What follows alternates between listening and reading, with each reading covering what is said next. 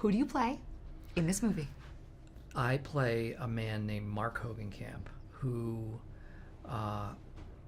has a very complicated... Can I start again? Of course. I play a man named Mark Hogancamp who was a victim of a really awful hate crime and heals himself through his art. What first drew you to this movie? I saw this documentary called Marwen about Mark's life, and I was just... I don't even... it's hard to even find the words. It really got inside of me. He's a kind person. He's really the epitome of generosity, of spirit. He's, in the face of something so terrible, he was able to come out the other side as I think, a beacon of generosity and really the resilience of human spirit. And I think he's the greatest.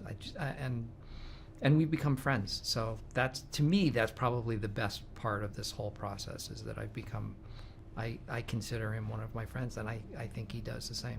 Would you consider Robert Zemeckis one of your friends? Oh, yeah. Bob Z. Yeah, my buddy, Bob. It's so funny. I keep thinking, what do I call Robert Zemeckis? Is it Mr. Zemeckis? Like, you meet Steven Spielberg, you don't call him Steve. Like, Bob? Okay. But he's very unassuming. He's such a nice guy.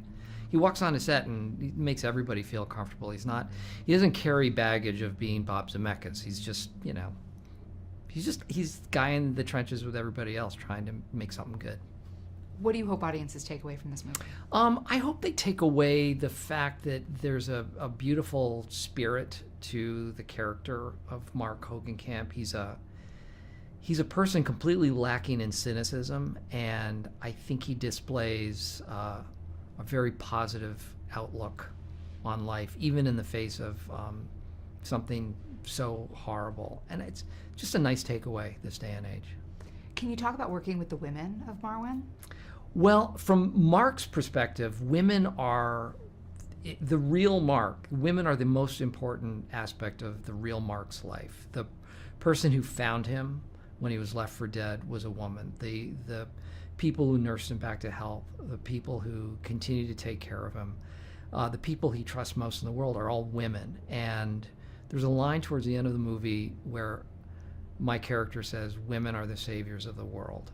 And that's exactly how Mark feels. And so I think it's a real... the movie really rallies around the power of women and the power of femininity in his life, and how he connects to that, and how it... he just essentially, women are his saviors. Women are the most important aspects of his world. Can you describe working in the motion capture environment? Working in a motion capture environment. Well, Bob, again, it's so weird to call him Bob. Mr. Zemeckis told me that if you haven't done it before, think of it as being in a very low-rent black box theater environment. There's nothing. There's no set. There are no props, and it's all imagination. And when you go in with that idea, it's helpful, because it's just you're just in this gray onesie and you're jumping around and you're imagining this world.